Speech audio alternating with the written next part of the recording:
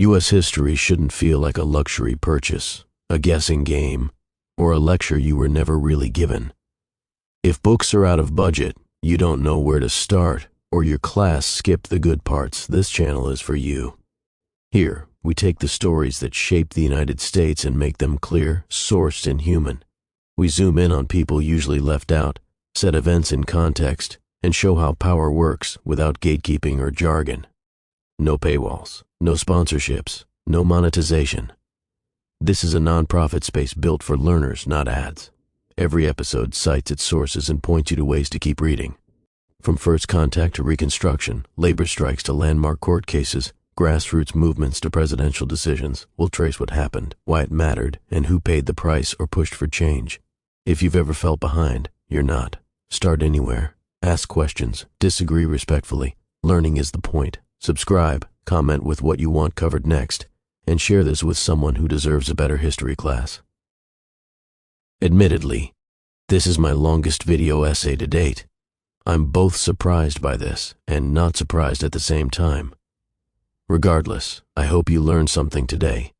In January 1776, at the tumultuous height of the American colonial crisis, an anonymous 47-page pamphlet titled Common Sense burst onto the scene and dramatically shifted public opinion in favor of independence. Written by recent immigrant Thomas Paine, Common Sense distilled Enlightenment ideals and colonial grievances into plain language that resonated with the common colonist. It paved the way for the Declaration of Independence, selling over 500,000 copies within months and sweeping through the colonies like a firestorm, destroying any final vestige of loyalty to the British Crown.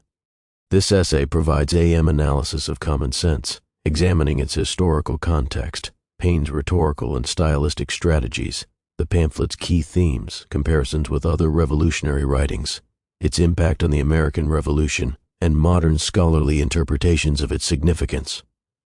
Structured in clear sections with supporting evidence, the discussion will show how Paine's work emerged from and influenced the 1770s revolutionary milieu, why its persuasive power was so profound, and how it continues to be assessed today.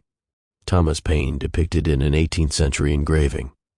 Paine arrived in the American colonies in late 1774 and soon became a leading voice for independence. The 1770s in British America were marked by escalating conflict between the 13 colonies and the Crown, creating a volatile socio-political climate that set the stage for Paine's Common Sense. After a decade of protest against imperial taxation, from the Stamp Act in 1765 through the Tea Act in 1773, many colonists were angry at what they saw as British oppression, yet still hoped for reconciliation.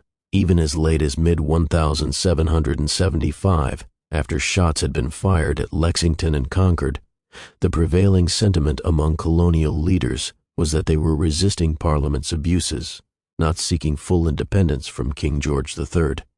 The First Continental Congress in 1774 and Second Continental Congress a year later convened in Philadelphia to petition the Crown for redress of grievances, sending the Olive Branch Petition in July 1775 as an appeal for a peaceful resolution. However, King George III's rejection of that petition and his declaration that the colonies were in open rebellion hardened attitudes on both sides. By late 1775, armed conflict had spread, notably the battles of Lexington and Concord in April 1775 and Bunker Hill in June 1775. And British forces began mobilizing in earnest to subdue the insurgency. Still, many prominent Americans remained reluctant to declare independence, clinging to the hope of avoiding a full break with Britain. John Dickinson of Pennsylvania, for example, argued in 1775 for reconciliation and famously refused to sign the Declaration of Independence the next year. It was into this fraught atmosphere, teetering between rebellion and uneasy loyalty, that Thomas Paine injected his incendiary pamphlet Common Sense. Philadelphia was the crucible of revolutionary activity, and the city where Common Sense was conceived and published. Paine had arrived in Philadelphia on November 30th, 1774, carrying letters of introduction from Benjamin Franklin. At the time, Philadelphia was the largest city in the colonies and a hub of commerce and political discourse. It hosted the Continental Congress and was a center for printing and pamphleteering, Paine, who had struggled in England as a corset maker, tax officer, and failed businessman, quickly involved himself in the colonial literary scene. With Franklin's help, he became editor of the Pennsylvania Magazine, where he published essays including an early abolitionist piece, African Slavery in America, and honed his skills as a political writer. By late 1775, as the conflict with Britain reached a crisis point, Paine was perfectly positioned to articulate the increasingly popular argument that mere resistance was not enough, that the colonies must pursue complete independence. Encouraged by Dr. Benjamin Rush, a Philadelphia physician and patriot leader, and aided by discussions with Franklin and others, Paine began drafting a pamphlet that would escalate the debate from protest to revolution.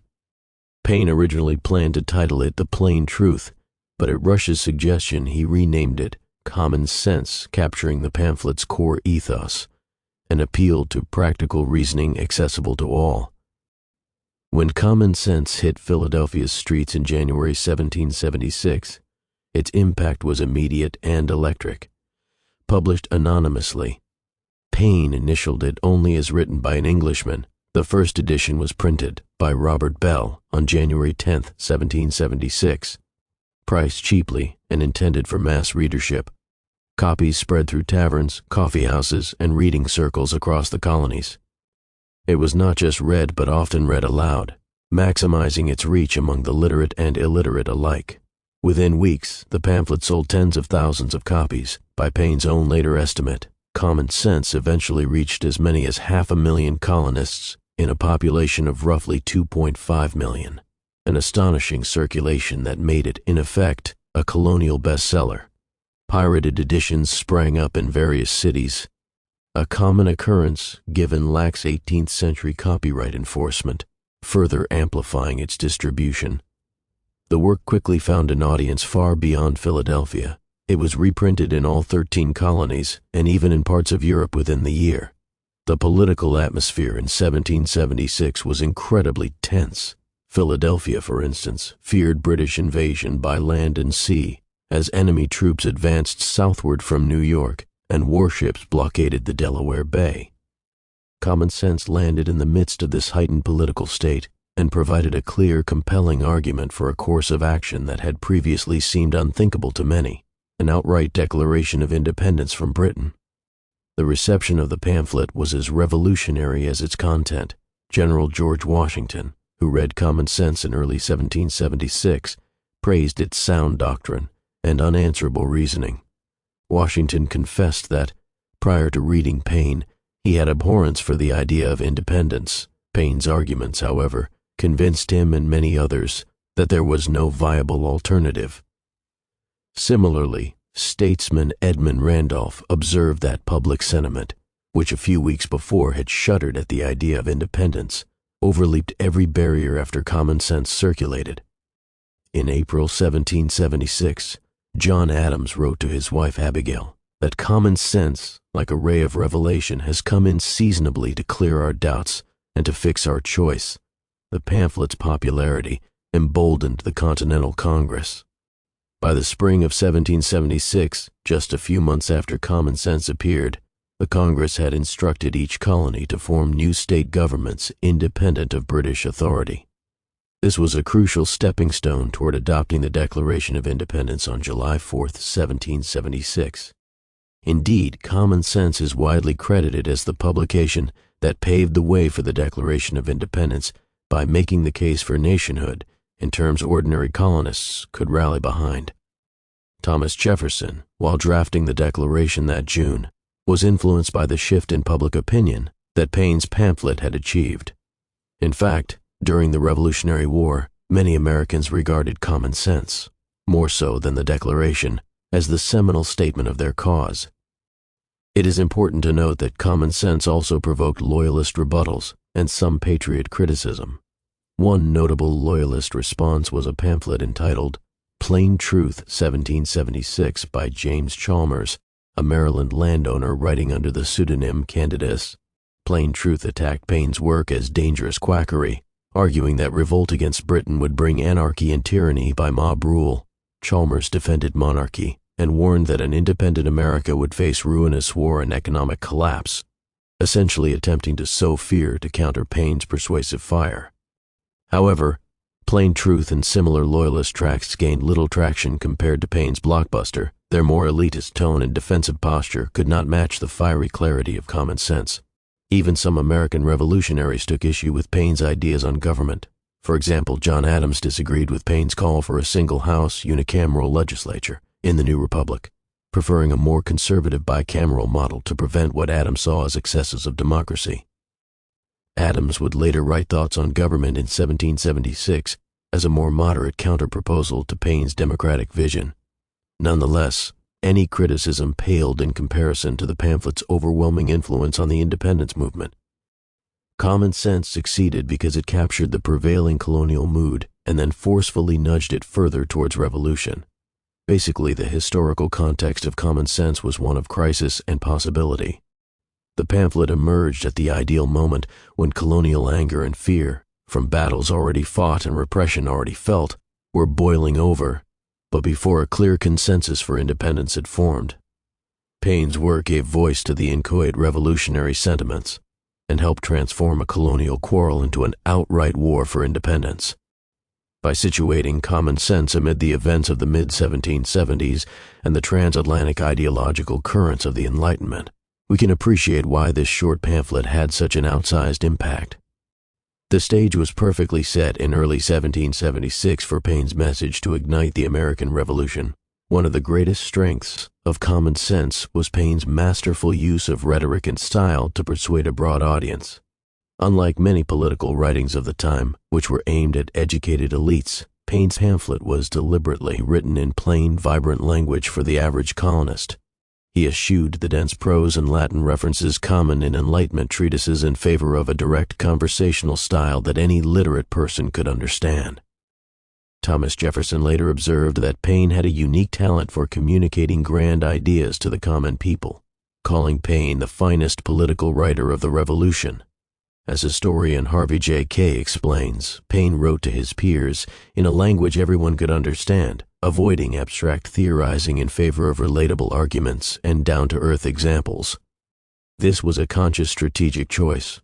Paine recognized that complex philosophical jargon would not win over the undecided, farmer or artisan, but plain talk and common-sense reasoning would.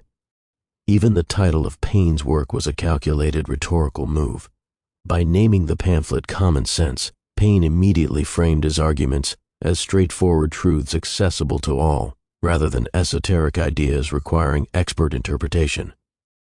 As one analysis notes, the title invoked a useful rhetorical commonplace, the notion that practical, self-evident reasoning should guide political action. Paine wanted to empower readers to trust their own judgment and feelings about the unjustness of British rule, rather than deferring to traditional authorities or learned elites. The choice of title was suggested by Benjamin Rush, who knew the phrase carried weight in English discourse, as implying wisdom derived from plain reason. By appealing to common sense, Paine tapped into a democratic epistemology, truth proven by everyday experience and moral intuition, not by arcane scholarship. Throughout the pamphlet, he reinforced this by using clear, vivid analogies and by frequently asserting that the conclusions he draws are obvious, i.e., for common sense will tell us that.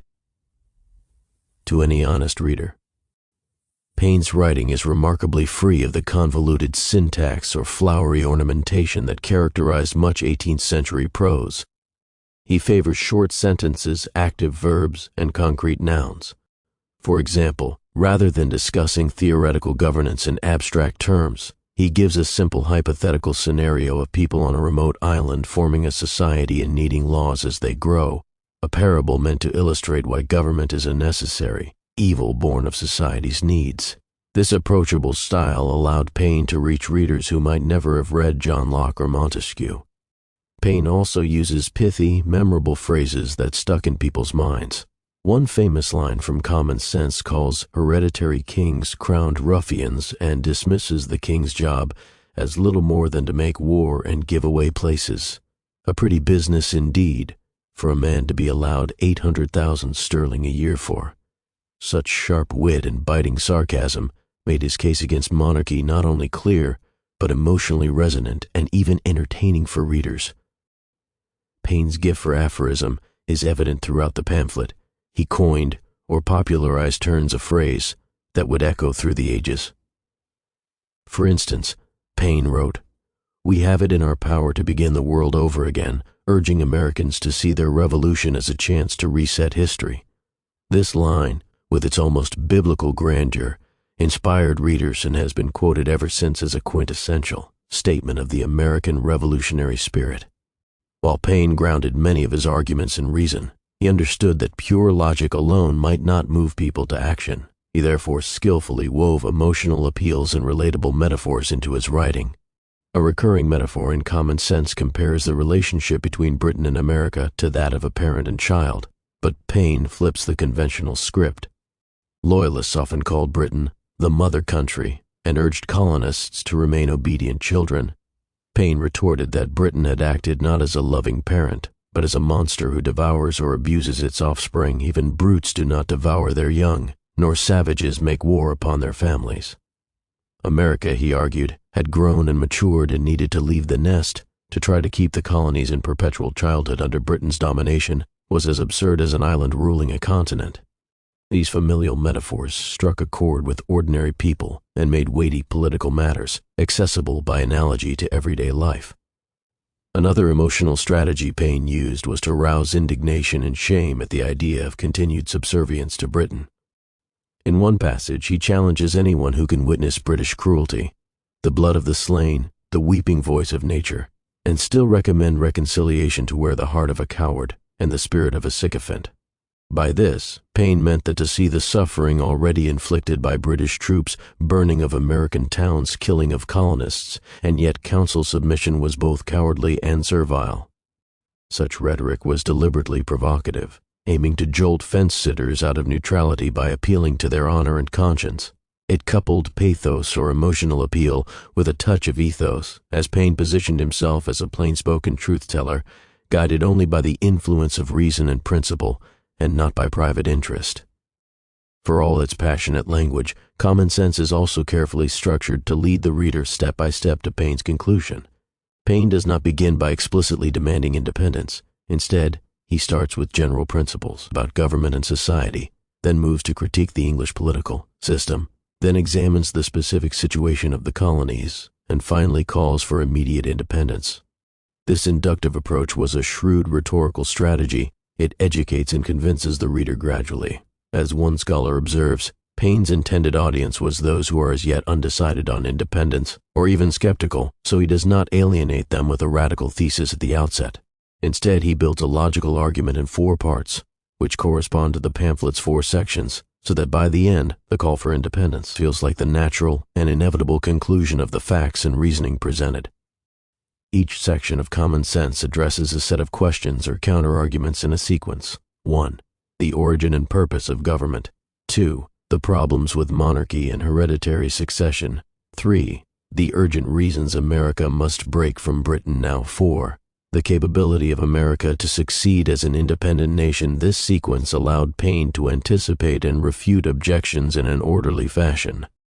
For example, in the 3rd section, he explicitly lists and rebuts the common arguments against independence, such as America has thrived under British rule, Britain has protected us, we are British and should stay loyal, and Britain and America together can rule the world. Paine dismantles each point logically. For example, America would have thrived even without British trade. Britain protected us for its own interests, not ours. It's shameful for a parent country to mistreat its children. The notion of strength in union with Britain is false, since Europe will still trade with an independent America.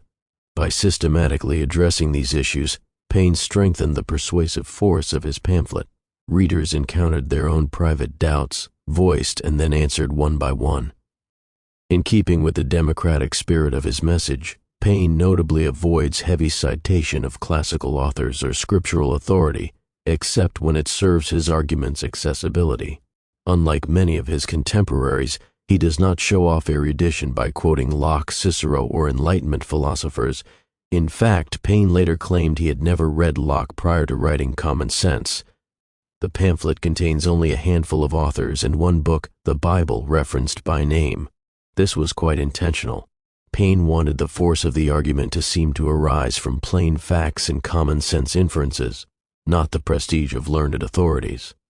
One exception to this is Paine's use of the Bible in the section attacking monarchy. Knowing his largely Protestant audience respected Scripture, Paine marshals a biblical argument against kings, but we'll get to that later. By and large, though, Paine's stance is that the truths he is voicing are self-evident and do not require endorsement from renowned intellectuals. He does not even reveal his own identity in the first editions of the pamphlet, underscoring that it is the message, not the messenger, that matters. This anonymity also had a practical purpose. Publishing such open treason against the crown put Paine at personal risk of prosecution for sedition or treason, so remaining anonymous initially was safer. But rhetorically, the anonymity presented as modesty and the pamphlet format, as opposed to a signed essay or speech, invite readers to focus on ideas rather than the author's person. Paine wrote in an era when pamphleteers often used pseudonyms. By signing only common sense in later printings, he symbolically let reason itself be the author. Scholars have noted that common sense often reads as if it were a speech or sermon directed at the reader. Paine uses direct address, referring to the reader as you or to Americans as we, and poses rhetorical questions. Where is the King of America? I'll tell you, in America the law is king. They engage the audience in an almost dialogic manner. This style was well suited to the reality that the pamphlet was frequently read aloud in group settings. Paine's sentences were constructed for clarity upon hearing, not just reading. He repeats key points in varied ways to drive them home and uses techniques of oral rhetoric such as parallelism and crescendo. For instance, when condemning monarchy, he piles on anaphoric clauses to hammer in his disgust. Of more worth is one honest man to society than all the crowned ruffians that ever lived. The pamphlet's fiery exhortations, for example, "'Tis time to part," must have stirred listeners in taverns and town squares, rallying them to the cause. In effect, Paine managed to put on paper a voice that spoke to and for the people. In summary, Paine's rhetorical and stylistic choices in common sense were revolutionary in their own right. By writing in a clear, impassioned vernacular and structuring his arguments for maximum persuasive impact, Paine ensured his ideas would transcend social class and educational barriers. The pamphlet exemplified effective political writing. It was relatable yet profound, logical yet emotionally compelling. This combination of plain-spoken appeal, logical argumentation, and moral urgency is what allowed common sense to convince so many ordinary Americans that independence was not only thinkable, but imperative. Paine's style proved that Enlightenment ideas about rights and governance need not remain confined to philosopher salons. They could be communicated to farmers and tradesmen in language that stirred them to action. The enduring fame of common sense thus rests not only on its content, but also on its brilliant execution as a work of popular rhetoric. Paine's common sense is organized into 4 main sections, plus a thoughtful introduction, each tackling a set of themes fundamental to his argument for independence. Across these sections, Paine weaves together Enlightenment political theory, arguments drawn from history and scripture, and reflections on the American situation. The result is a rich tapestry of themes that together form a compelling case for self-government. This section of the essay will break down several key themes in common sense. 1. The natural rights of people and the origin of government. 2. The critique of monarchy and hereditary succession. 3. The idea of American exceptionalism and the call for independence. 4. The urgent moral imperative for immediate action. And 5. Paine's vision for a new Republican government. By examining each theme in turn, we can appreciate how Paine built his overarching argument from these interlocking pieces. Paine begins common sense by discussing first principles, the difference between society and government, and the purpose that government should serve. In the very first lines of the pamphlet, Paine famously asserts that society is produced by our wants and government by our wickedness. In other words, society, people cooperating for mutual benefit, is a blessing, whereas government, the institutional restraint of our vices, is at best a necessary evil. This theme reflects the influence of Enlightenment ideas of natural rights and the social contract. Paine argues that in a state of natural freedom, People create societies because association brings happiness and fulfillment. However, human nature being imperfect, even in a good society disputes will arise, and thus government becomes necessary to mediate and secure order. The crux of Paine's view is that government's sole justification is to serve the people, to protect life, liberty, and property. Though Paine does not use Locke's exact words, the concept is similar, and to supply the defect of moral virtue in society. When a government ceases to serve this function, when it instead harms or oppresses the people, it loses its legitimacy. This idea, that governments derive their just powers only from fulfilling the needs and securing the rights of the governed, was a radical challenge to the traditional European notion of divine right monarchy or inherited authority. Paine's treatment of these ideas is notable for its simplicity and intuitive appeal. Rather than citing John Locke, Paine effectively channels Lockean philosophy in everyday language. Indeed, one could say the opening of Common Sense can be read as a gloss on Locke's second treatise without the references to God or arcane legalisms.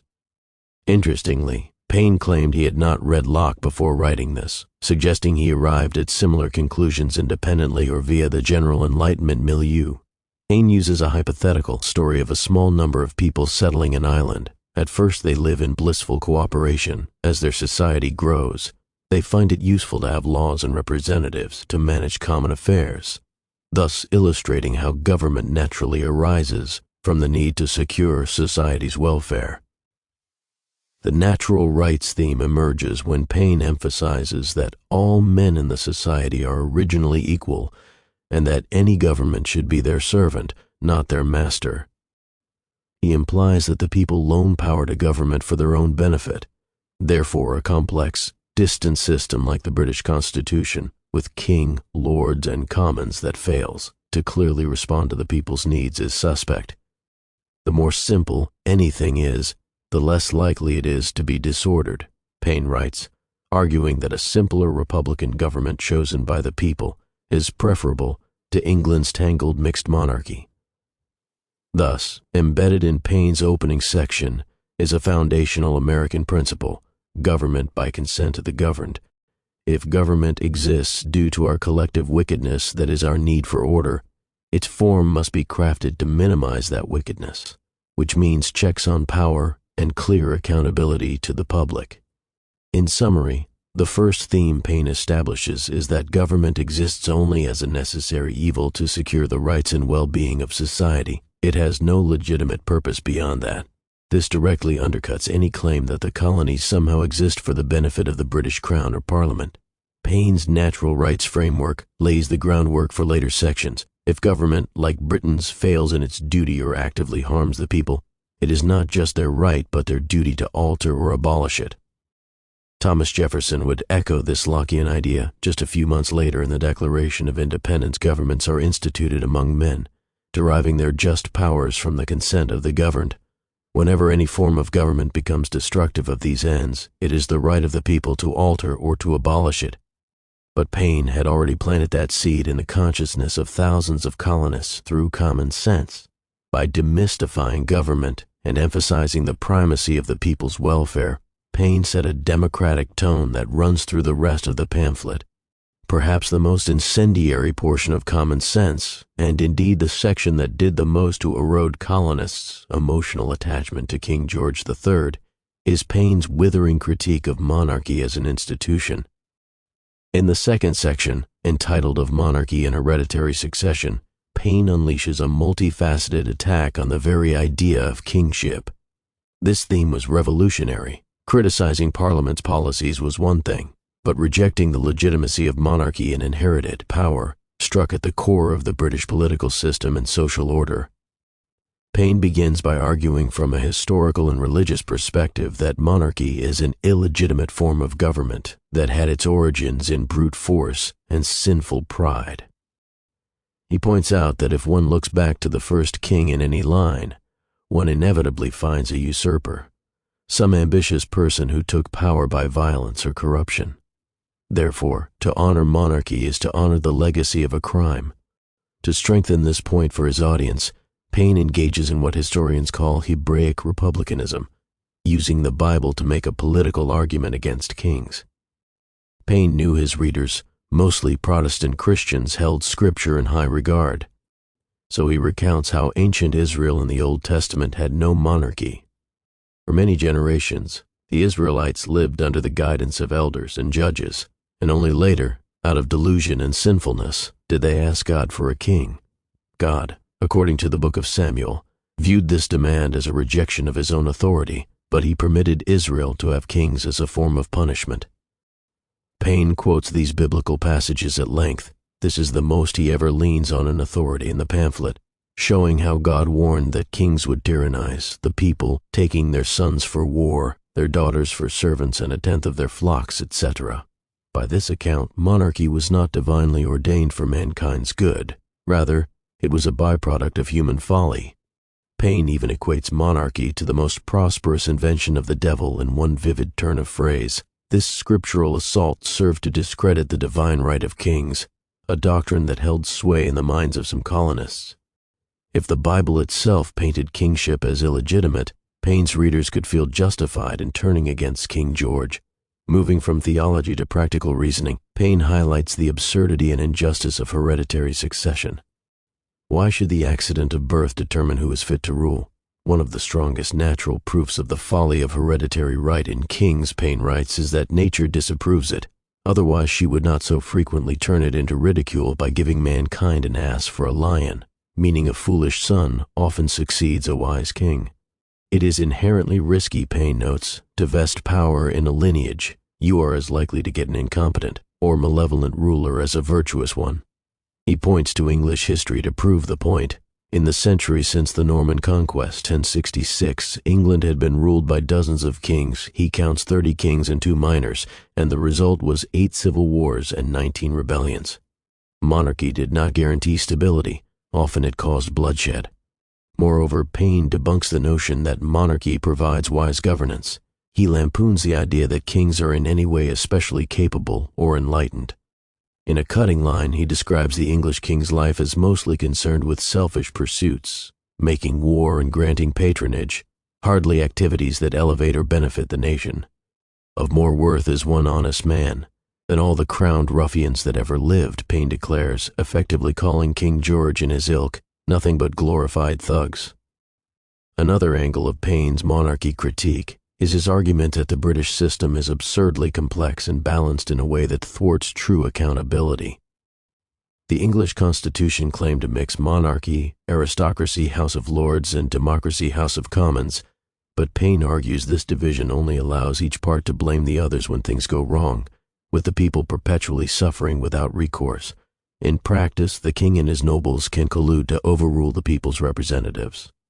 Paine's clear implication is that only a government directly accountable to the people, a republic, can be trusted to govern justly. Here Paine was aligning with a broader Republican tradition that was skeptical of monarchy and aristocracy and favored representative institutions.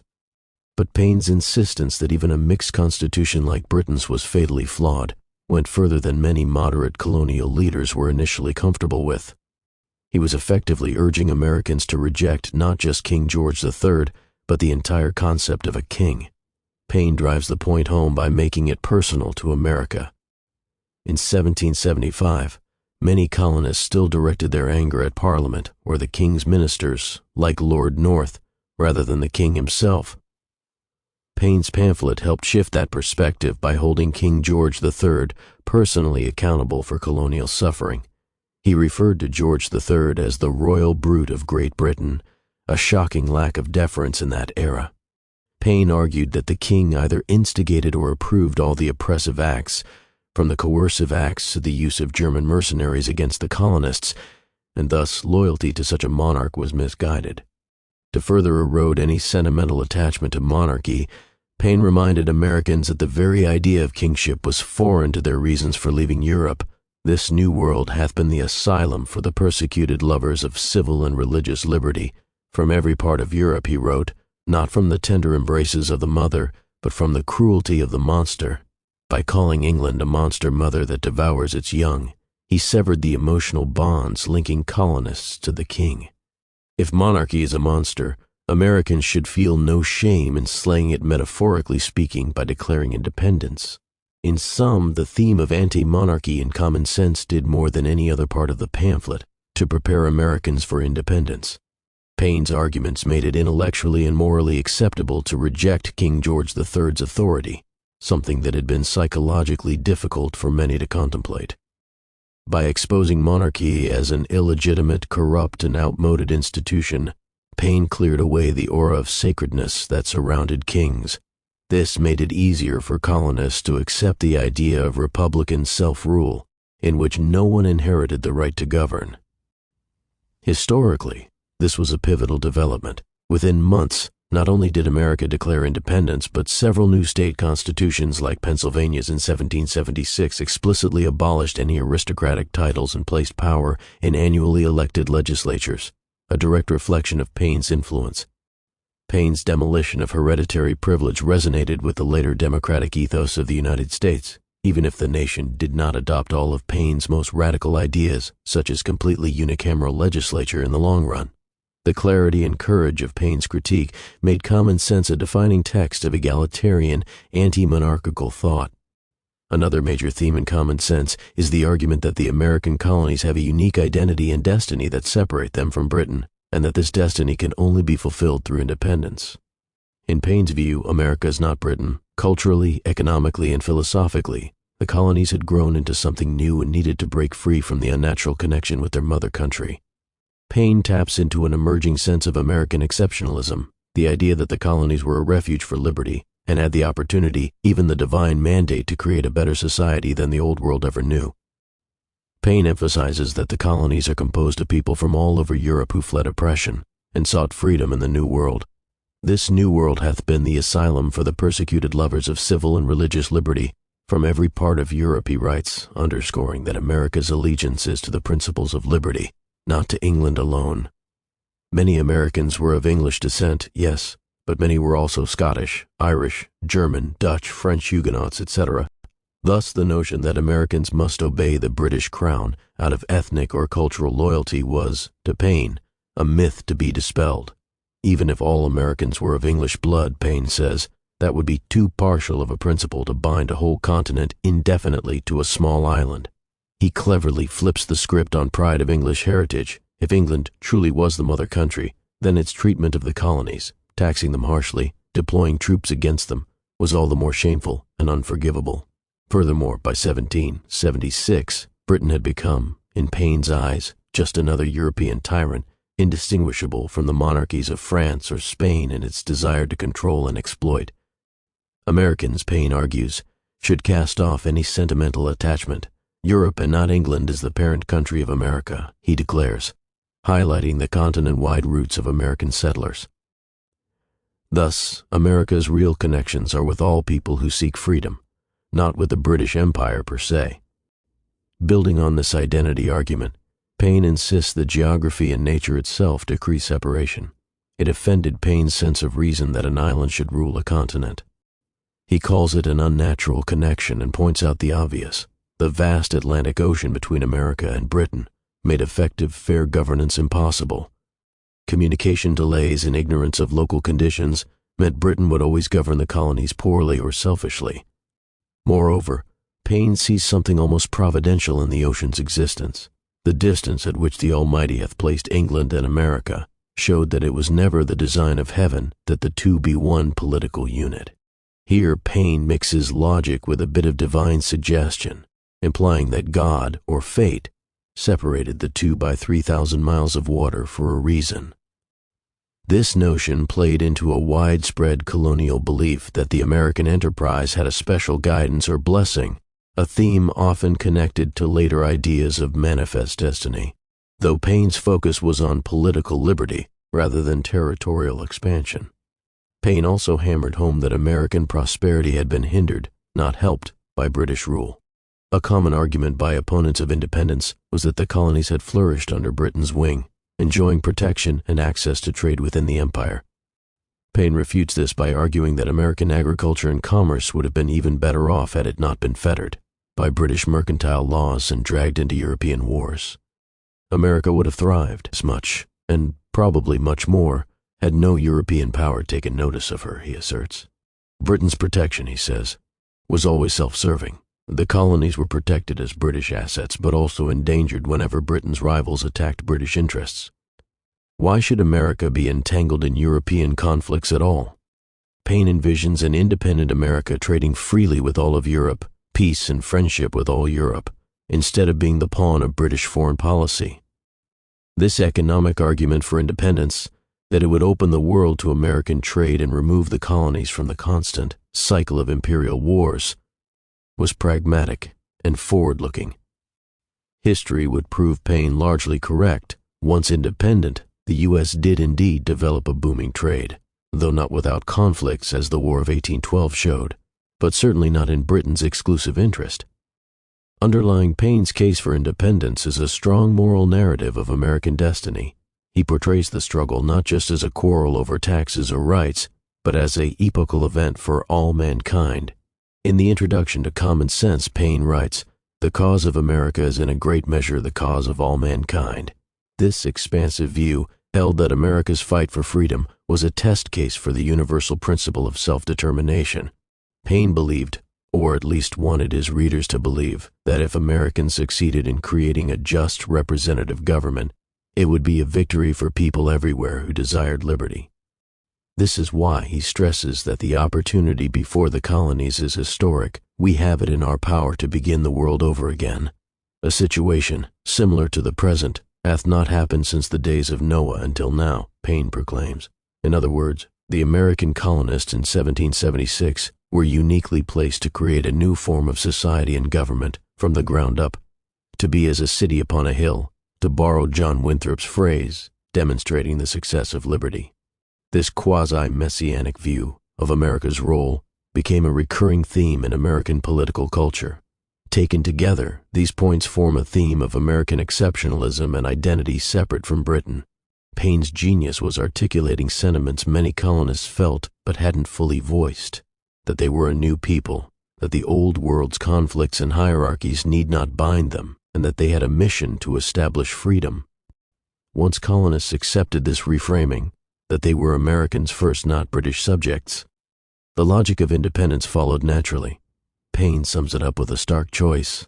America can either be tethered to a decrepit European power and conquer herself by delay and timidity, or she can realize her strength and potential by embracing nationhood. By the time readers reached the middle of Common Sense, Paine wanted them to feel not only that independence was necessary, but that it was a glorious opportunity to create something new and better than the world had yet seen. Critical theme in Common Sense, especially in the latter half, is the sense of urgency and moral imperative that Paine attaches to the call for independence. Paine did not just argue that independence was logical or advantageous. He argued that it was necessary immediately, lest the colonies lose their chance at liberty. He imbued the question of timing with moral weight. Procrastination in breaking from Britain was portrayed as cowardly and even destructive to the cause of freedom. Paine was writing in early 1776, when the colonies had already endured nearly a year of open warfare without a declaration of independence. Some moderates suggested waiting or attempting one last reconciliation. Paine forcefully opposes any delay. In a famous passage, he insists that the blood of the slain, the weeping voice of nature cries, "'Tis time to part." Every drop of American blood shed at the hands of the British, Paine argues, is crying out for justice, and that justice can only be independence. To continue talking of reconciliation after British soldiers had burned American towns like Falmouth, Maine, and Norfolk, Virginia in late 1775, and after colonists had died in battle, would be an insult to the fallen. Paine uses emotional and moral suasion here. He invokes the image of mourning, weeping voice of nature and the natural human response to violence to say, in effect, it would be immoral not to seize independence now. By casting independence as not just a political calculation but a response to blood sacrifice, Paine elevated the urgency. This link between the patriot sacrifices and the goal of independence was powerful. It suggested that anything less than independence would render those deaths meaningless. Furthermore, Paine warns that delay itself is the enemy of success. One of his recurring points is that the colonies possess an opportunity that comes but once to a people, and that postponing a final break will only make the eventual conflict with Britain more difficult. He observes that the American population was still relatively small and united in the cause. If they waited for decades, population growth and potential regional divisions could make unity harder to achieve. The moment in history is that peculiar time, which never happens to a nation but once, Paine writes, urging immediate action. There's almost a carpe diem seize the day quality to his message. The stars are aligned now for independence, but they may not remain so. Paine knew that enthusiasm can wane and war weariness could set in. By capturing independence at the peak of unity and passion, the Americans would have their best shot at success. Another prong of his urgency theme is denouncing the advocates of continued reconciliation in stark terms. Paine does not mince words about those still hoping to patch things up with Britain. He effectively calls them either naive or self-interested traitors to the cause. In one striking line, he says he challenges the warmest advocate for reconciliation to show a single advantage that this continent can reap by being connected with Great Britain. By throwing down this challenge, Paine was closing the door on middle ground positions. If no actual benefit can be shown, what argument remains for staying? And indeed, by Common Sense's publication, moderate arguments were becoming exhausted. Paine catalogs and dismantles them all, as noted earlier. He also uses social pressure and shame. Those who still call themselves loyalists after all that's happened, Paine implies, lack virtue or courage. He famously writes that some people will still shake under Britain's power as if they have been frightened by a lion, but in truth Britain is a bully. Look on her, as she is, and you shall see she is a sniveling coward, paraphrasing his colorful language. In another part, he declares that though the flame of liberty may sometimes cease to shine, the coal can never expire, rallying patriots to keep the flame alive and insinuating that reconciliationists are trying to snuff it out. Paine also makes a forward-looking moral argument. He contends that failing to secure independence now will place a heavier burden on future generations. Why leave it to our children, he asks in essence, if independence is inevitable? For I've never met a man, either in England or America, who didn't think a separation would happen one time or other. He notes, then putting it off only means more total suffering. In one passage, Paine describes a hypothetical father who says, well, give me peace in my day. Paine retorts that a true parent would say, if there must be trouble, let it be in my day, that my child may have peace. This was a searing moral appeal. He was asking his readers to rise to a civic responsibility, not just for themselves, but for posterity. To shrink from independence now would be selfishly passing the buck of war to one's children. Paine's pointed rhetoric, implying that anyone not on board with independence was condemning their children to oppression or conflict, put additional ethical pressure on fence-sitters. Courage versus cowardice is a sub-theme here.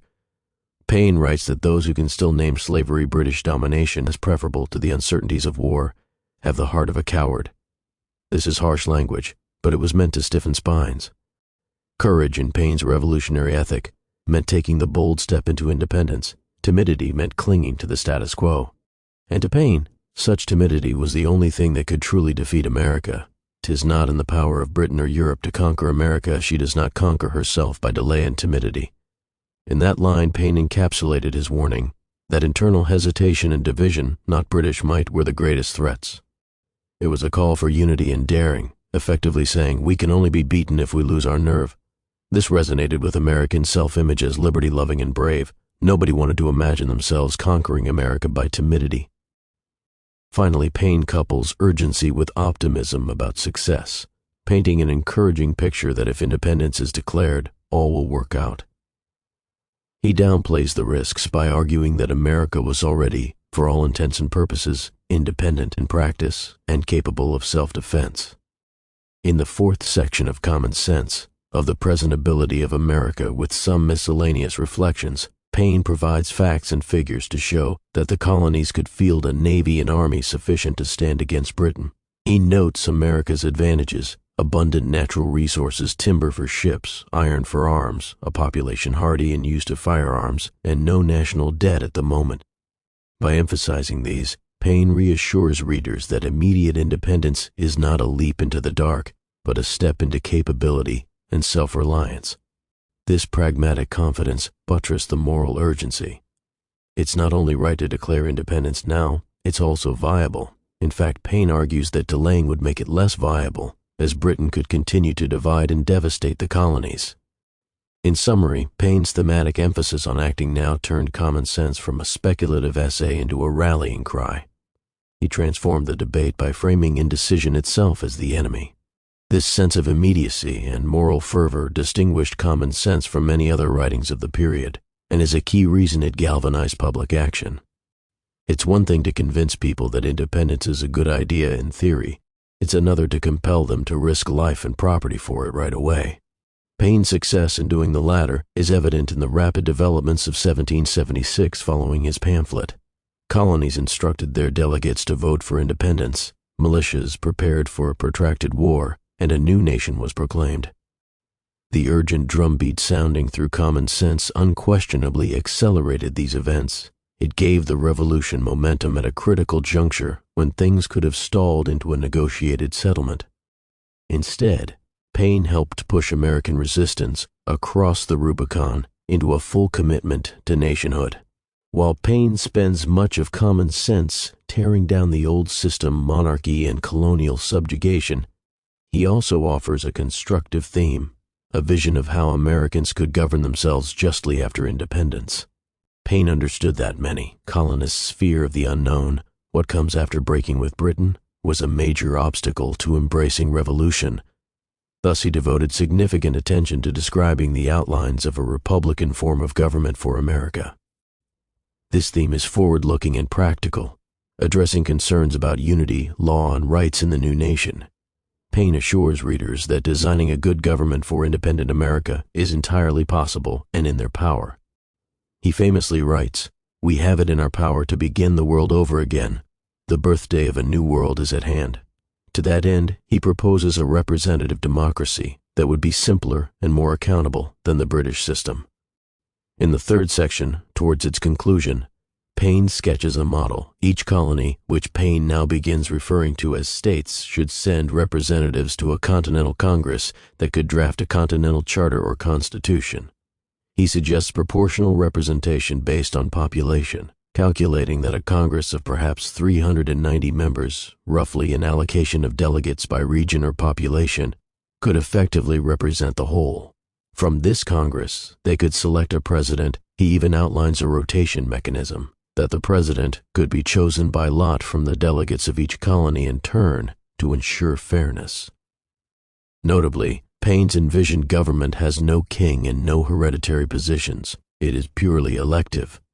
He does mention a Continental Conference to frame the charter, which is essentially what the Second Continental Congress and later the Constitutional Convention would do in reality. One of Paine's most striking proposals is that in the new nation the law itself will be king. In his words, "In America the law is king," a phrase that turns the monarchical principle on its head. This encapsulates the ideal of the rule of law, that Americans would live under laws chosen by their own representatives, and those laws, the Constitution being paramount among them, would be the supreme authority, not any individual. This concept was heartening to colonists who were used to arbitrary edicts from royal governors or distant parliament. It promised a government of laws, not of men. Paine also advocates for certain principles that anticipate the values later enshrined in the U.S. Constitution and Bill of Rights. For example, he speaks in favor of religious freedom. He notes that by being independent, America could ensure that there is no official state church as in Britain, and whatever sects they may embrace would be secure. In Britain, non-Anglicans had faced various civil disabilities. Paine's promise of religious liberty would have appealed to Quakers, Baptists, Catholics, and others in the colonies. He doesn't dwell extensively on individual rights and common sense, but his later writings, and the very fact that he was an early anti-slavery writer, show that he was concerned with a broad notion of rights. Common sense hints that an American Constitution should protect the freedom of religion and other fundamental rights. This was an early intimation of what would become the Bill of Rights. Another element of Paine's government vision is an implicit trust in the people's ability to govern. He insists on a large unicameral legislature with broad suffrage and frequent elections. He suggests annual elections. This was a very democratic proposition for the time. In 1776, only Pennsylvania, strongly influenced by Paine and radical Whigs, created a unicameral legislature in its state constitution. Most other states opted for bicameral legislatures to balance the Democratic lower house with a more aristocratic or stable upper house. But Paine's ideal was a more pure democracy, a single assembly close to the people. He believed a simpler structure, the more simple anything is, the less likely it is to be disordered, would minimize corruption and conflict. Paine also speaks of a broad suffrage. He doesn't explicitly outline who should vote, but he indicates representation by population and makes remarks that suggest he favored a wide franchise, likely all property-owning males at least, which was broad for that era.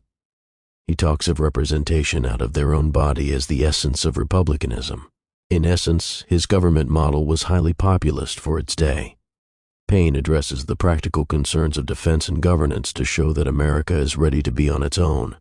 In the fourth section, he calculates the cost of building an American Navy, arguing it is entirely a force to dispel the notion that America was too weak to stand alone.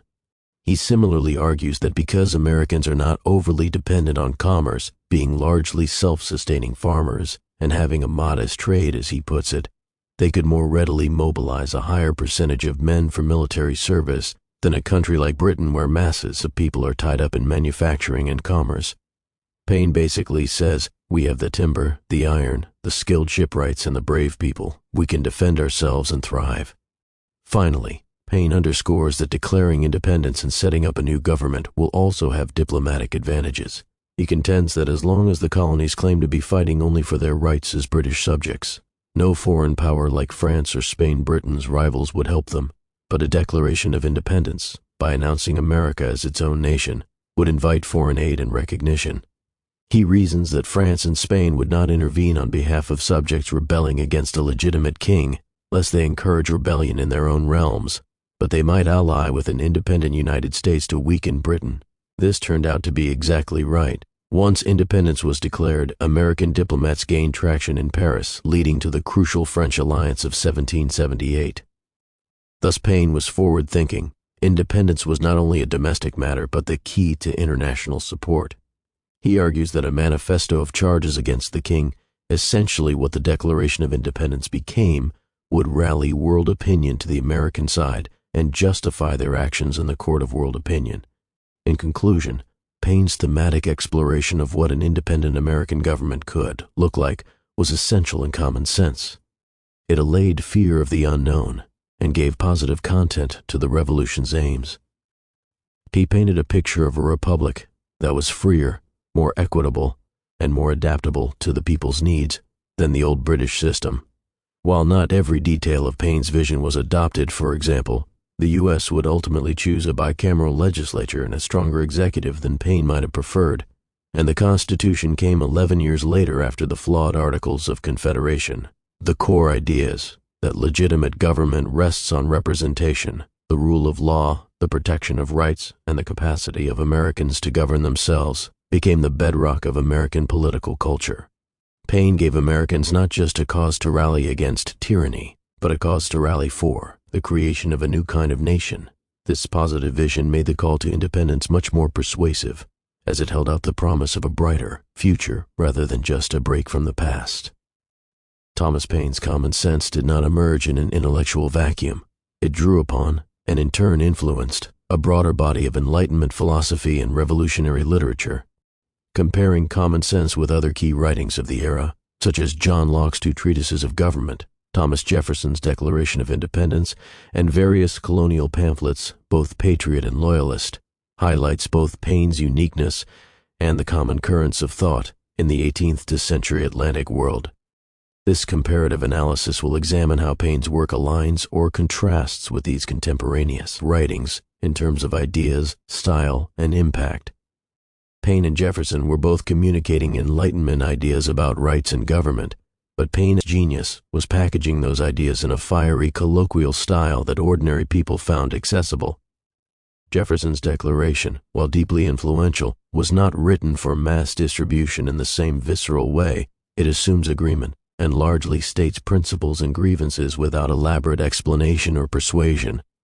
Since it was addressing an already convinced Congress and an international diplomatic audience. Paine's common sense, by contrast, creates its audience by persuading them line by line. Comparing common sense to John Locke's work highlights this dynamic. Locke's two treatises provided the philosophical underpinnings for arguments about natural rights and legitimate government. Paine took those underpinnings, for example, the idea that government is a contract for mutual benefit and that people can rebel against tyrants, and translated them into punchy, concrete prose. It's often noted that Jefferson's famous line, "Life, liberty, and the pursuit of happiness" in the Declaration was inspired by Locke's triad life, liberty, and property. What about Paine? Interestingly, Paine did not explicitly reference Locke or use such terminology, yet the spirit of Locke suffuses common sense. For example, Paine's statement that government, even in its best state, is but a necessary evil is very much in line with Locke's view of government as a remedy for the inconveniences of the state of nature, something we established to protect our pre-existing natural rights. However, the tone is different. Locke writes as a philosopher building a careful argument. Paine writes as a passionate advocate rallying his neighbors. This is why Paine can be seen as a popularizer of Enlightenment thought. Historian Craig Nelson remarks that none of Paine's ideas were entirely new, but his drawing together of them and his bringing them before a wide popular audience at that key moment is what ensured his enduring value. Paine arguably accomplished for independence what Locke's two treatises did for England's earlier glorious revolution, providing justification for throwing off a monarch. But Paine did it in real time, in the middle of a revolution, and in language the common folk could cheer to. When comparing Common Sense to the Declaration of Independence, there are both content overlaps and contrasts. Both documents enumerate grievances against King George III. Paine lists them in prose. The Declaration lists them as formal charges, like he has refused his assent to laws. In fact, Jefferson received an early copy of Common Sense, and it may have influenced how vehemently he laid blame on the king rather than Parliament. Paine was ahead of the Continental Congress in openly vilifying George III. By July 1776, the Congress likewise had come to see the king as the prime culprit. Hence, the Declaration is addressed to a candid world about the king's crimes. Thematically, both stress the right of the people to self-govern. However, Common Sense goes further in certain ideological aspects. It calls for a single-chamber democracy and scorns all nobility, whereas the Declaration doesn't prescribe any particular form of government beyond independence. The Declaration is also less radical in tone because it needed unanimous consent. It doesn't call the king a ruffian or brute as Paine did. It uses a more measured list of transgressions to make its case. Stylistically, Paine is the spark, Jefferson the statement. Many at the time recognized this. As mentioned, Common Sense was seen as the more galvanizing people's document of the Revolution, whereas the Declaration served a formal diplomatic role and gained more popular iconic status later on. John Adams, who had a hand in both pushing independence and editing the Declaration, admired Paine's impact but once grumbled that Common Sense was so celebrated that it overshadowed other contributions. That underscores how pivotal Paine's pamphlet was compared to even Congress's pronouncements. Looking at Common Sense alongside other colonial pamphlets illuminates the spectrum of debate in 1774 to 1776. Prior to Paine, most patriot writers focused on arguing that Parliament had violated the rights of Englishmen. They still couched their arguments in terms of British law and charters. For example, John Dickinson's Letters from a Farmer in Pennsylvania, 1767 to 68, pleaded that colonists were loyal subjects who deserved traditional English rights and questioned Parliament's right to tax the colonies without consent. Even in 1775, pieces like the Olive Branch Petition and essays in newspapers often reaffirmed loyalty to the crown. Common Sense broke with that entire tradition by bluntly stating that the colonies should and must be independent, something few, if any, had said in print so openly.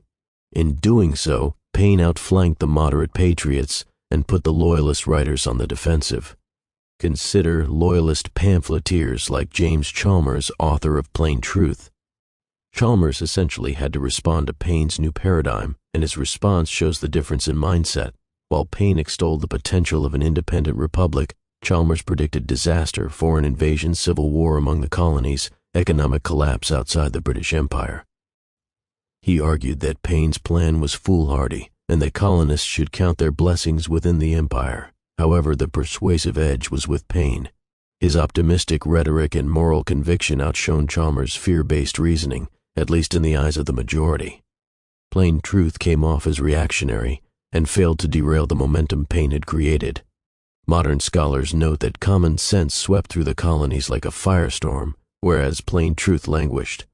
The success of Paine's work, compared to Loyalist tracts, shows how effective communication and resonance with public sentiment can triumph even if the Loyalists had their own logical points.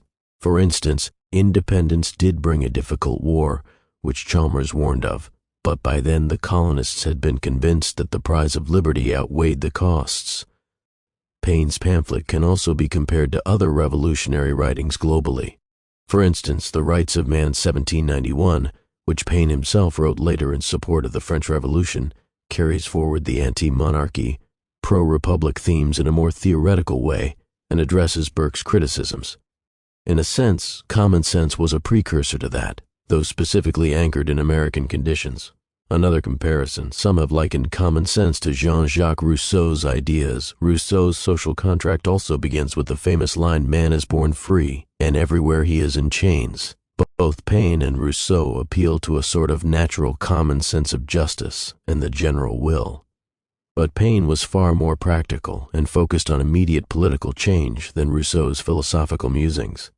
In conclusion, comparing Common Sense with its peers underscores Paine's role as a bridge between philosophy and action. He distilled Enlightenment, liberalism, Locke, Sidney, etc., to a call that farmers and shopkeepers could rally behind. He anticipated and influenced the more formal statement of those ideas in the Declaration, and he outshone the competing voices that counseled caution or loyalty. This comparative lens also highlights that Common Sense was not entirely sui generis. It was built on existing ideas, hence a British reader could find echoes of Milton or Trenchard and Gordon in it. But timing and delivery are everything. Paine's pamphlet was the right idea at the right time, delivered in the right way. As one historian put it, Paine validated Common Sense's status as a rhetorical phenomenon in 1776 by synthesizing and broadcasting revolutionary thought in a manner that truly moved the masses. Common Sense had a profound impact on both the immediate course of the American Revolution and the long-term development of American political culture. In the short term, Paine's pamphlet can be credited with helping to transform a colonial rebellion into a full-fledged drive for independence. In the long term, the ideas and spirit of Common Sense left an indelible mark on American democracy and even reverberated in other nations' quests for self-determination. This section examines the immediate aftermath of Common Sense in 1776, its influence on revolutionary decision-making and public opinion, and its enduring legacy in political thought. The most direct impact of Common Sense was to crystallize and galvanize colonial support for independence in the critical 6 months between January and July 1776. Before Paine's pamphlet, calls for outright independence were largely confined to radical circles in New England or among a few firebrands like Samuel Adams. After Common Sense, independence became a mainstream position. As noted earlier, Common Sense sold perhaps 500,000 copies and was likely read by or read aloud to a large majority of free adult males in the colonies and not a few women as well, who often participated in political discussions informally. General George Washington, initially hesitant about separation, was persuaded by Paine's arguments and by spring 1776 wrote that no terms of reconciliation could be acceptable after what the colonists had suffered. The Continental Congress, which had been divided on the question, found the political climate rapidly shifting. In February and March 1776, several colonial assemblies, for example in North Carolina, Virginia, Massachusetts, began instructing their delegates to Congress to push for independence, something unthinkable a year prior. John Adams observed that Common Sense was like a ray of revelation that cleared away doubts, and indeed Adams became one of the chief proponents of moving decisively. By May, Congress passed a resolution advising all colonies to establish new governments, effectively saying they should operate independently of British authority. Historian Joseph J. Ellis writes that Common Sense swept through the colonies like a firestorm, destroying any final vestige of loyalty to the British crown. This firestorm directly set the stage for Congress to vote for independence on July 2, 1776, and issue the Declaration on July 4th. It's worth noting that Paine's influence extended into the political leadership. Many delegates in Congress read Common Sense Jefferson did in February, John and Abigail Adams did, etc., and it emboldened the pro-independence faction to know that the public was being prepared for the break. There is evidence that Common Sense was widely read in the Continental Army ranks as well. Washington had it distributed among his officers. A British letter from an officer in Boston lamented in April 1776 that Common Sense was working a powerful change in the minds of many men, and that it had more effect than any other emanation from the American press. Beyond shifting opinion, Common Sense also had a practical impact on the war effort. Paine's argument that reconciliation was futile helped convince Americans to mentally burn their bridges. After early 1776, far fewer people talked of a negotiated settlement. This arguably stiffened American resolve to fight on, even when the war went badly, as it would in late 1776 and 1777. Paine himself continued to bolster morale through his series The American Crisis, whose first essay, starting with "These are the times that try men's souls," was read to Washington's troops in December 1776 to inspire them. But it was common sense that had laid the ideological foundation that justified those sacrifices. Soldiers who believed they were fighting for their own independent country could endure more than if they thought they were merely forcing Parliament to relent. Indeed, during the war, Paine's writings were sometimes seen almost as second in importance only to Washington's leadership in keeping the cause alive. There's a famous saying attributed to an Englishman: Washington's sword would have been raised in vain without Paine's pen, capturing that synergy of martial and literary leadership. The ideas in Common Sense influenced the new state constitutions being drafted in 1776 to 77. Paine's home state of Pennsylvania wrote the most radical constitution in 1776, featuring a unicameral legislature and a plural executive, very much in line with Paine's democratic ideals.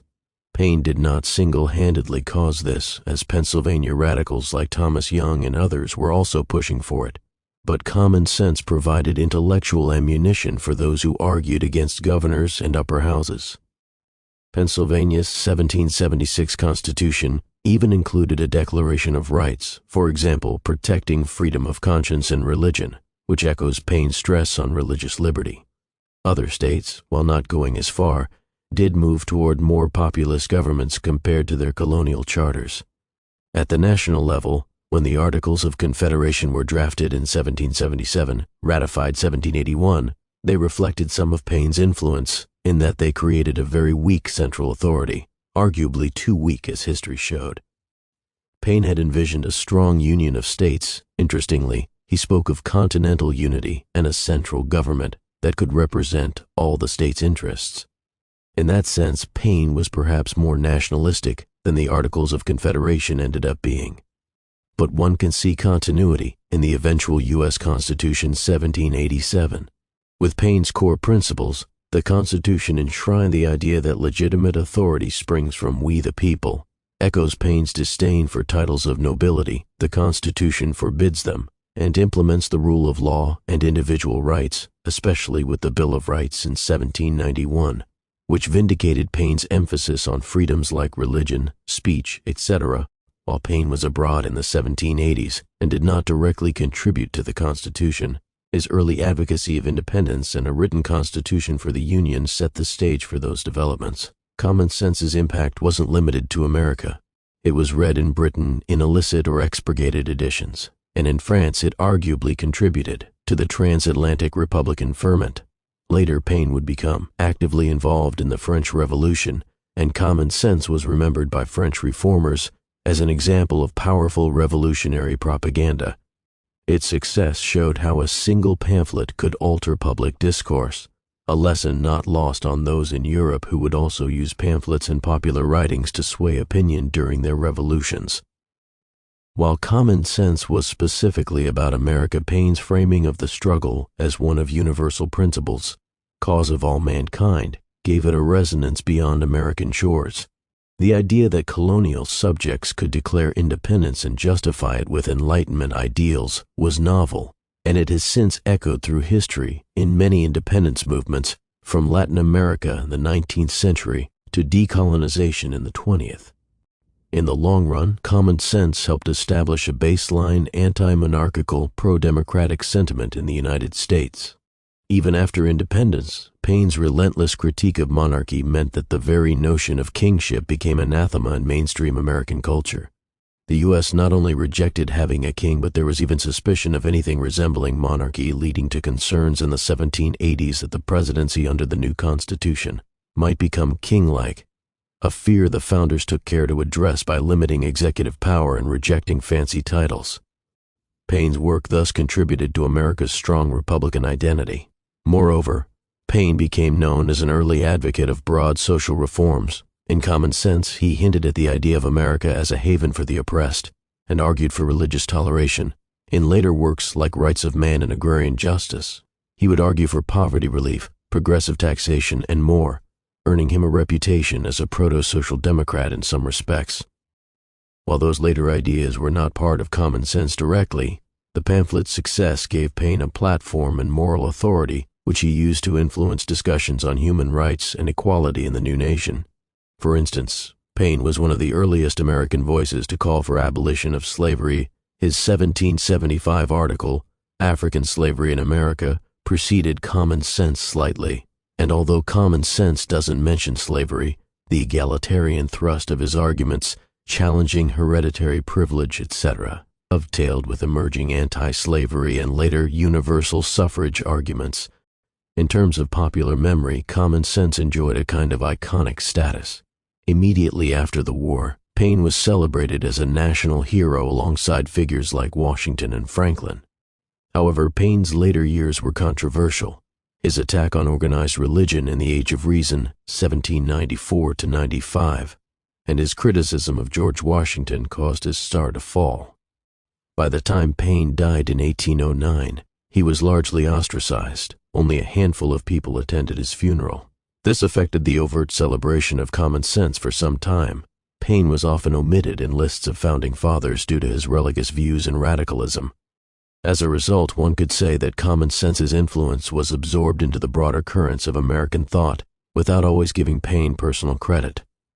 For example, many Americans know key phrases like "these are the times that try men's souls from the crisis," or the idea that America is an asylum for mankind, but not all realize those came from Paine.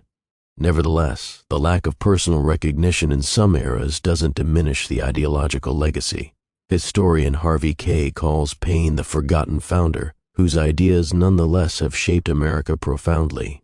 Indeed, as recently as 2023, debates occur about erecting a monument to Paine in Washington, D.C., noting that there isn't even a statue of him in the nation's capital despite his formative contributions. In American public discourse, leaders across the spectrum have invoked Paine and Common Sense. Abraham Lincoln read Paine in his youth and later praised his logic, though quietly, since Paine's religious reputation was toxic in the 19th century. Thomas Edison in 1925 campaigned for more recognition of Paine, calling him one of the greatest of all Americans. Paine's phrase "common sense" itself has become a part of the lexicon, often used and sometimes abused in political rhetoric to mean straightforward wisdom of the people. The populist tone Paine struck can be seen echoed in American political culture as distrust of elites and reverence for the wisdom of the common man. Beyond America, one could argue that Common Sense influenced the genre of political writing. It demonstrated the power of a well-argued pamphlet. Thereafter, revolutions and movements often had their common sense equivalents. For example, in the French Revolution, Si's pamphlet, What is the Third Estate, played a somewhat analogous role in delegitimizing the old regime mindset. In the realm of political theory, Paine's insistence that rights are universal and not bound by time or tradition fed into the progress of liberal democratic theory. Common Sense also prefigured what we today call propaganda in the neutral sense, persuasive messaging for a cause. Its huge success was a case study in mass communication changing history, something that scholars and activists have studied since. In summary, the impact of Common Sense can be seen on multiple levels. Catalyst for independence, it rapidly shifted colonial opinion and set the stage for 1776's revolutionary outcomes. John Adams judged that without the pen of Paine, the sword of Washington would have been raised in vain, a quote often attributed to him, capturing the synergy of Paine's influence on morale and will. Political foundations. It injected into American DNA the principles of republicanism and a distrust of hereditary power. The pamphlet's ideas echoed in key documents and in the structure of new governments. Continuing ideals, it has served as an inspiration and reference point for later generations, arguing for democracy, equal rights, and the extension of the common sense of liberty to more people, including movements to end slavery, extend voting rights, etc. Though Paine didn't directly work on all those, his general philosophy buttressed them. Educational legacy. Common Sense today is commonly taught in American history classes as a seminal text. Its clear prose means even modern readers find it relatively accessible, and it often comes as a surprise how blunt and fiery revolutionary rhetoric could be. Thus, Paine's Common Sense not only had immediate impact in creating the United States, but its influence endures as part of the nation's founding ethos and as a timeless example of how powerful ideas, well expressed, can alter the course of history. Over 2 centuries later, Common Sense remains a subject of extensive scholarly analysis and debate. Historians, literary critics, and political theorists have examined Paine's pamphlet from many angles: its intellectual origins, its rhetorical mastery, its role in revolutionary ideology, and its author's legacy. Contemporary perspectives on Common Sense often acknowledge its revolutionary impact while also scrutinizing Paine's arguments and style with a critical eye. Additionally, Paine's reputation has experienced ebbs and flows, influencing how Common Sense is regarded in different eras. This section will outline some modern interpretations and criticisms of Common Sense, highlighting how our understanding of Paine's work has evolved. Modern historians generally credit Common Sense as a work of immense importance, a decisive text that propelled colonial sentiment into independence, as the Encyclopedia of Greater Philadelphia notes. There is broad agreement that Paine's genius lay in articulating Enlightenment ideas in a way that resonated with ordinary people. Historian Gordon S. Wood has written that Paine took concepts familiar in elite discourse, natural rights, social contract theory, and translated them into the language of popular politics, thus democratizing political thought. Harvey J. Kaye, a historian who authored Thomas Paine and the Promise of America, emphasizes Paine's role in shaping the American identity, arguing that Paine set forth the vision of America as an egalitarian democracy and has inspired reformers ever since. Kaye and others see Paine as a foundational figure whose ideals, though not always realized immediately, prefigure movements for expansion of liberty and equality. At the same time, some scholars point out that Paine was not necessarily original in a philosophical sense. As the Stanford Encyclopedia of Philosophy entry on Paine notes, few of Paine's principles are original to Paine, but his drawing together of them at that historical moment was key. This has led to debate on Paine's intellectual depth. Some earlier historians and Federalist-era critics, like John Adams, derided Paine as intellectually shallow or a mere rabble-rouser. Adams, in particular, thought Paine oversimplified complex issues. For instance, Adams believed Paine's disdain for mixed government was naive, and that Paine did not appreciate the need for checks and balances.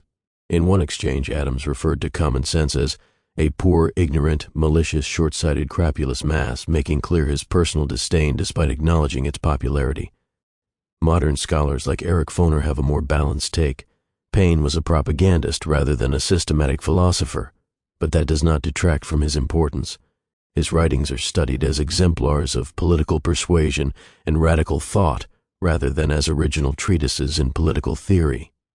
Literary analysis of Common Sense often focuses on its rhetorical strategies, many of which have been discussed above: plain style, biblical allegory, etc. One modern critique arises over Paine's sometimes inflammatory rhetoric.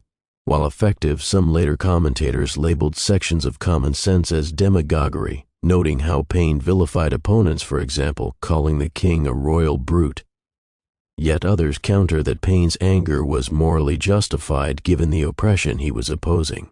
The debate here is essentially about the line between passionate advocacy and excessive incitement. In the context of revolution, Paine's tone is often forgiven or seen as necessary, but one could argue, as some loyalist contemporaries did, that Paine's arguments oversimplify the complexities of the British Constitution and painted all monarchy with too broad a brush. Modern democratic theorists who value deliberation might critique common sense for its relatively one-sided presentation. Paine was not trying to be fair to the loyalist perspective. He was making a case to win converts. However, within the genre of revolutionary pamphleteering, that is expected. An interesting modern analysis by intellectual historians like Sophia Rosenfeld, Common Sense, A Political History, 2011, situates Paine in a longer tradition of invoking common sense in politics. Rosenfeld traces how the very notion of common sense has been used from the 18th century to today, often to bolster populist or self-evident claims against expert opinion. Paine's use of the term is seen as a landmark in that trajectory. She suggests Paine helped create a distinctly American political vernacular where common sense means the wisdom of average people as a guide for governance, a theme that recurs in U.S. history. For example, in Andrew Jackson's populism, or even Ronald Reagan's rhetoric of common sense solutions. This is a largely positive interpretation, though it also warns that appeals to common sense can sometimes short-circuit nuanced debate. After independence, Paine's star waned in America due to his later writings. Modern commentators often discuss how Paine's anti-religious stance in the Age of Reason tarnished his reputation in a religious America, leading to a sort of historical amnesia about his contributions. The National Archives has an article noting that Thomas Paine's attitudes toward religion impacted his legacy, observing that by attacking Christianity in the Bible, Paine lost many of his one-time admirers and was cast as a filthy little atheist by Federalist clergy. This meant that in the 19th century, common sense was praised, especially around the Revolution's 50th anniversary in 1826, but often without emphasizing Paine's name. It wasn't until the mid-20th century that Paine began to be rehabilitated by scholars like Howard Fast and others on the left who saw him as a proto-socialist Democrat. Howard Zinn, the late 20th century historian, uses Paine in A People's History of the United States to illustrate how radical ideas percolated from the bottom up. Zinn highlighted Paine's role in pushing the envelope of the Revolution to include more egalitarian principles than perhaps some founding elites were comfortable with. He framed Paine as voice of the lower classes, noting that Paine himself was of humble origins and remained relatively poor, especially after the war. Congress did not adequately reward him until much later with a small pension and a farm in New Rochelle. This emphasis by Zinn and others is part of a broader modern interpretation that sees the American Revolution as not just led by founding fathers, but also driven by popular sentiment that Paine helped ignite. Critically, some modern scholars engage in historiographical debates. Was common sense truly as influential as legend holds? A few have suggested that independent sentiment was already prevalent, and Paine was more a symptom than cause. However, the consensus leans toward Paine having a significant causal impact. The numerous contemporary attestations, Washington, Randolph, etc., support that. The nuance is that common sense worked in tandem with events. Paine was effective because he captured what people were already feeling in late 1775, anger, desperation, and gave it direction. Therefore, most historians give Paine credit as a catalyst, even if they wouldn't go so far as saying without Paine, no independence. History is rarely that simple, but Paine made independence come sooner and with greater unity. Paine's words continue to be cited in political debates. For example, in the 20th and 21st centuries, figures across the spectrum have claimed Paine's mantle. Conservatives sometimes emphasize Paine's call for common-sense solutions and minimal government, pointing out he called government a necessary evil. Libertarians like that line. Liberals and progressives, on the other hand, highlight Paine's humanitarian side, his later advocacy for economic justice, and the fact that common sense was radically democratic for its time. In 2009, during the financial crisis and rise of the Tea Party, there was a surge in interest in Paine. One bestseller, Glenn Beck's Common Sense, by a conservative commentator, essentially co-opted Paine's branding to call for political change. Though Beck's vision is quite unlike Paine's in many ways, except a shared anti-establishment tone. Around the same time, left-leaning commentators responded by urging people to read the real Paine, noting he was a critic of concentrated wealth and a deist rather than a traditional Christian. This tug-of-war illustrates that Paine's legacy is contested. The Stanford Encyclopedia, entry 2025 revision, remarks that Paine's thought and legacy remains deeply contested because different groups emphasize different aspects of his work.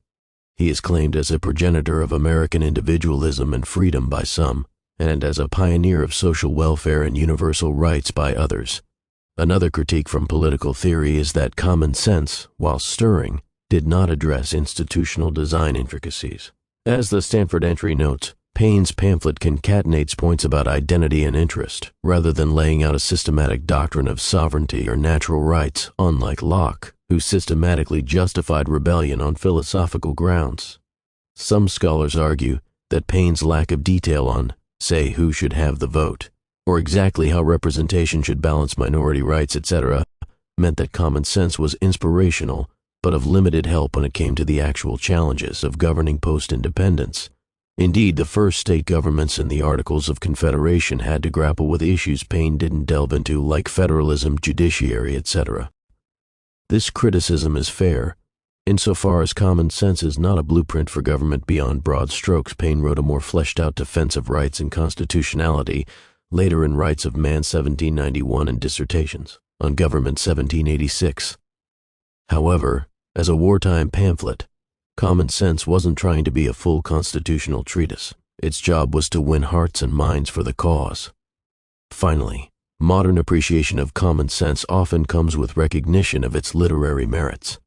Paine is studied in literature departments as much as in history for his influential prose style. It is admired for clarity, powerful imagery, and rhetorical rhythm. Some critics might say it veers into propaganda, but generally it's acknowledged that Paine elevated political writing by proving it could be populist and still intellectually engaging. In conclusion, contemporary analysis of Common Sense tends to affirm its status as a revolutionary milestone. Any criticisms, for example, that Paine was not original, or that he was too radical or not detailed enough, are usually coupled with acknowledgement of the enormity of what he achieved with one pamphlet. As one modern commentator put it, Common Sense was the internet viral phenomenon of its time. It spread ideas with unprecedented speed and breadth, changing public discourse. Today, scholars continue to mine Common Sense for insights into revolutionary ideology, the power of rhetoric, and the roots of American political identity. Each generation finds something relevant in Paine's words, whether it be the passion for freedom, the challenge to unjust authority, or simply the reminder that sometimes bold, plain common sense can indeed change the world. Thomas Paine's Common Sense stands as a seminal work in the history of political thought and a driving force in the American Revolution.